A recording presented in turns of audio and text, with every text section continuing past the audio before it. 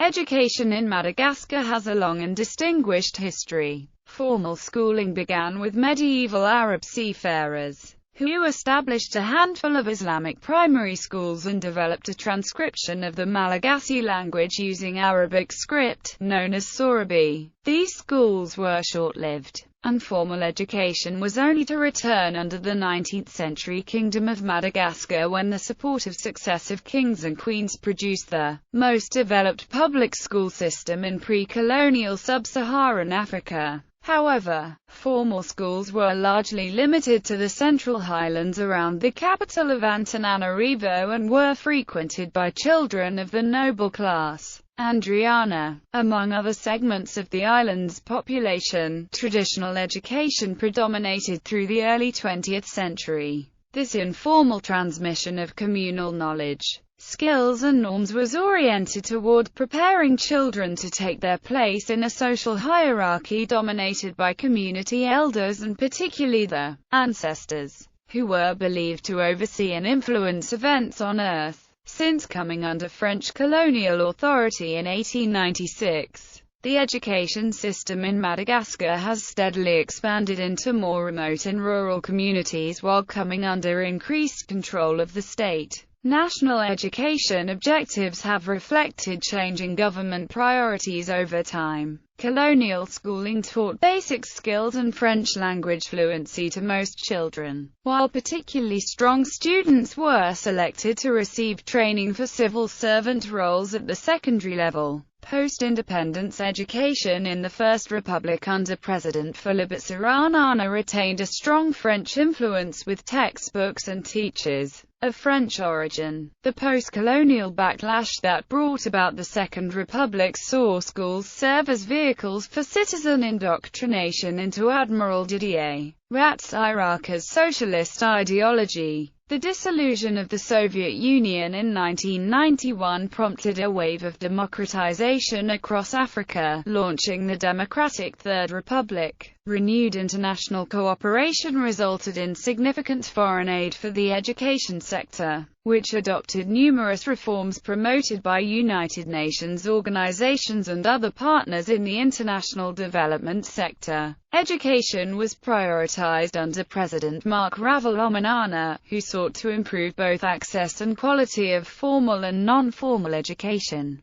A massive campaign of school renovation, expansion and construction has been coupled with the recruitment and training of tens of thousands more teachers. This initiative was supported with funds from intergovernmental organizations such as the World Bank and UNESCO, and bilateral grants from many countries, including France, the United States and Japan. A key pedagogical objective of these reforms included a shift from a traditional didactic teaching style to a student-centered form of instruction involving frequent group work. As of 2009, Madagascar was on target to achieve the Education for All objective of universal enrollment at the primary level. Student achievement, teacher quality, widespread shortage of materials and access to secondary and tertiary schooling continue to be challenges. As are poverty-related obstacles such as high repetition and attrition rates and poor student health. The 2009 political crisis in Madagascar resulted in cessation of all but emergency aid to the country, further exacerbating poverty-related challenges and threatening to undo much recent progress in the education sector. History of education in Madagascar. Before 1820, traditionally, education in Madagascar was an informal affair consisting of the transmission of the social norms,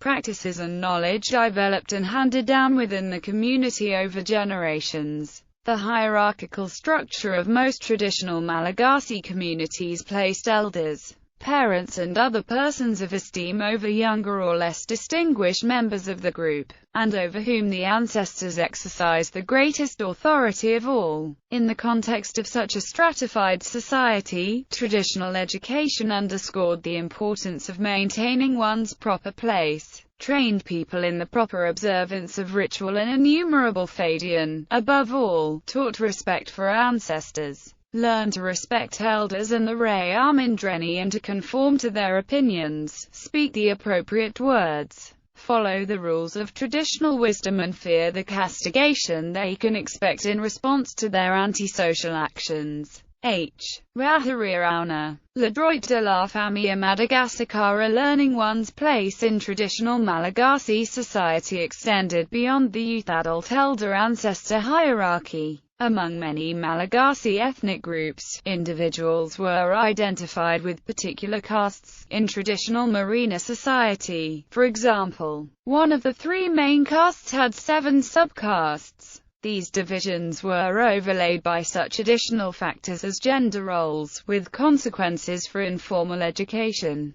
Boys were expected to behave as befits one who would eventually become a Rayamandreni, while girls were expected to demonstrate mastery of domestic skills and cultivate the qualities of a good wife and mother. The earliest formal schooling on Madagascar was introduced by Arab seafarers, whose influence on coastal communities extends at least as far back as the 11th century. These travelers attempted to propagate Islam by establishing a limited number of kuttabs and transcribe the Malagasy language using the Arabic alphabet in a script termed sorabe. These schools did not persist, and sorabe literacy passed into the realm of arcane knowledge reserved for astrologers, kings and other privileged elites. 1820 to 1896, the first formal European-style school was established in 1818 on the east coast of Madagascar at Homosina by members of the London Missionary Society.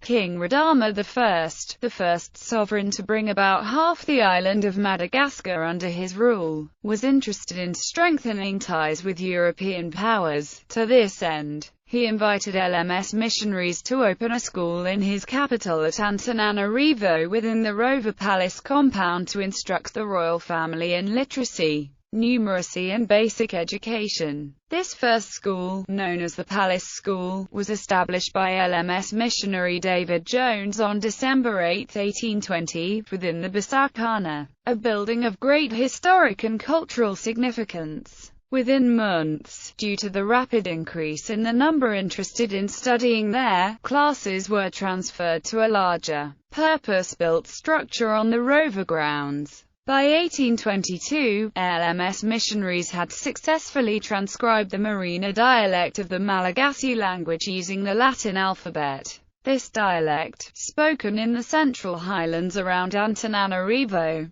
was declared the official version of the Malagasy language that year, a status that the Highlands dialect has retained ever since. The Bible, which was incrementally translated into this dialect and printed on a press, was the first book printed in the Malagasy language and became the standard text used to teach literacy, thereby spreading the tenets of Christianity in Imerina. Convinced that Western schooling was vital to developing Madagascar's political and economic strength, in 1825 Radama declared primary schooling to be compulsory for the Andriana throughout Imerina. Schools were constructed in larger towns throughout the Central Highlands and staffed with teachers from the LMS and other missionary organizations. By the end of Radama's reign in 1829, 38 schools were providing basic education to over 4,000 students in addition to the 300 students studying at the Palace School, teaching dual messages of loyalty and obedience to Radama's rule in the fundamentals of Christian theology. These schools also provided Radama with a ready pool of educated conscripts for his military activities. Consequently,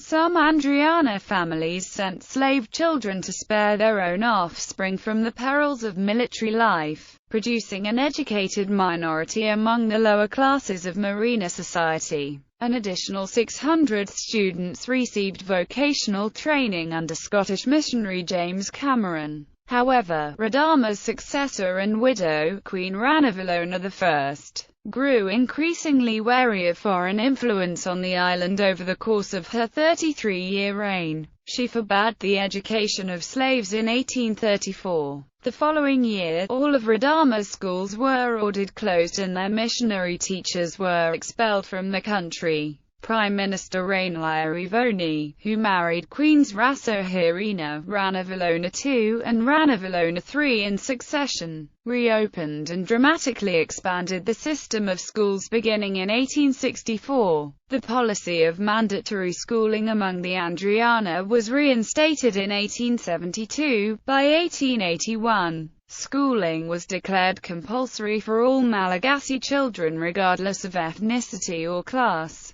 2 years later, 1,155 mission schools were providing basic education to 133,695 students, establishing the Malagasy school system as the most developed in pre-colonial sub-Saharan Africa. 1896 to 1960. During the colonial period, the French established a system of public schools that was divided into two parts. Elite schools, modeled after those of France and reserved for the children of French citizens, and indigenous schools for the Malagasy, which offered practical and vocational education but were not designed to train students for positions of leadership or responsibility. Within the first 7 years of the colonial period, 650 indigenous schools had been established, half of which were dispersed over coastal areas where the schools of the Kingdom of Madagascar had not reached. This initiative expanded the number of students in Madagascar by 50,000, who studied a curriculum focused primarily on French language acquisition and basic knowledge in such areas as hygiene and arithmetic. The long-established mission schools continued to represent a viable education alternative until 1906, when French laws placed stringent restrictions on their operation, forcing thousands of students out of mission schools without adequate capacity to accommodate them within the public system. Middle-grade Malagasy civil servants and functionaries were trained at the écoles régionales, the most important of which was the École Lemurbaby de Villers in Antananarivo. Reforms of the public school system designed to give the Malagasy more education opportunities were initiated after World War II.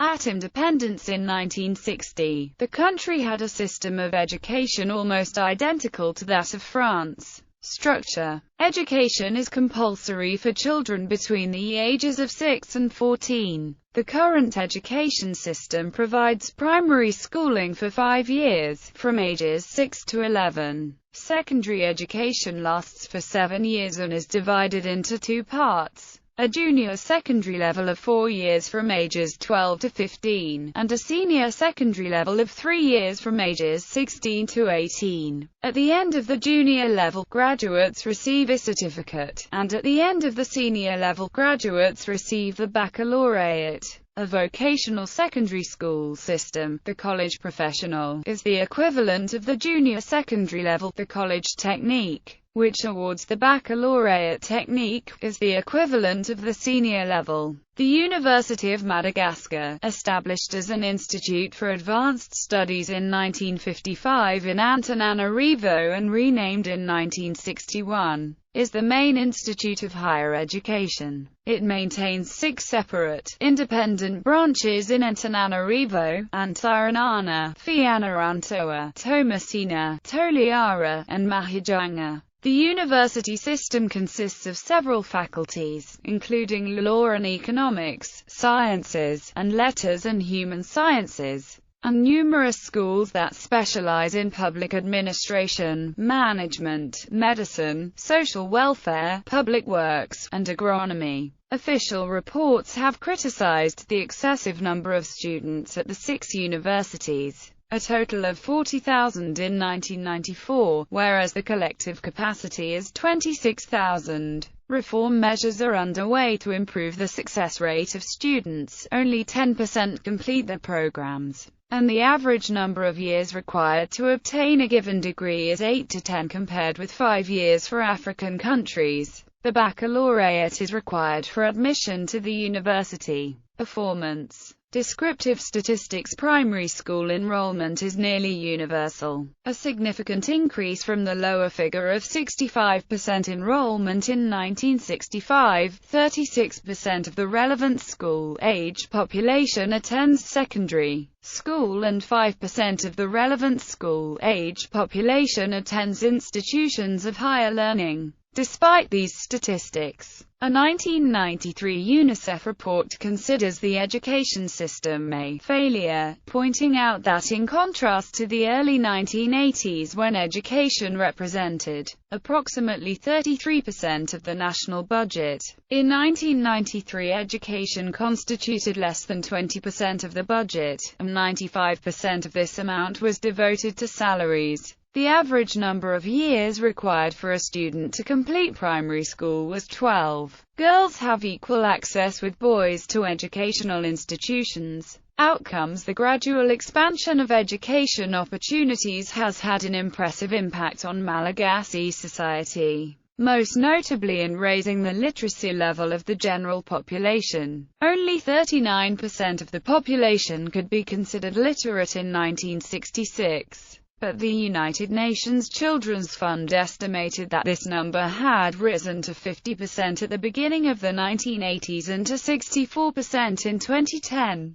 Challenges: access. The national education system often has been at the center of political debate, as is the case throughout Africa. Education credentials provide one of the few opportunities to obtain employment in a country with a limited private sector, and the distribution of educational resources has continued to be an issue with explosive political ramifications. Historically, the system has been characterized by an unequal distribution of education resources among the different regions of the country. Because the Central Highlands had a long history of formal education beginning in the early 19th century, this region had more schools and higher educational standards than the coastal regions. The disparity continued to be a major divisive factor in national life in the years following independence. The Merina and the Betsileo peoples, having better access to schools, inevitably tended to be overrepresented in administration and the professions,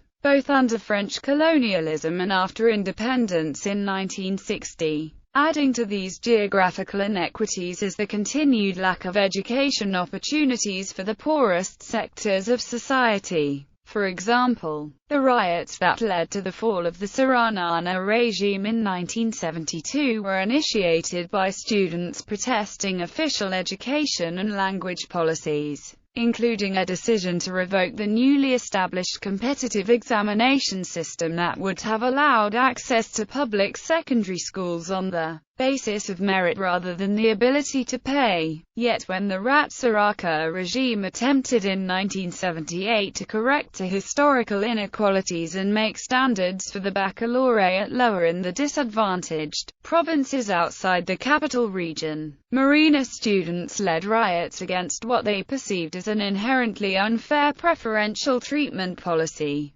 Language of instruction. The lack of access is compounded by an education system that still rewards those who are the most proficient in the French language, despite the fact that the country is officially bilingual. As of 1994, it was estimated that only between 20,000 and 30,000 citizens could be considered truly fluent in French, and that another 2 million citizens have received, at best, a passive high school level competence in the language. A much larger number speak only Malagasy and, therefore, potentially find themselves at a distinct disadvantage in terms of future advancement. It is at least partially because of shortcomings in French language abilities that approximately 90% of all first-year university students are refused entry into the second year. Quality. A final challenge revolves around the growing gap between a declining government-sponsored public school system and an increasingly vibrant and growing private school system. The Ratsiraka regime's education policy of Malagasization strengthened this primarily two-tiered education system during the 1980s.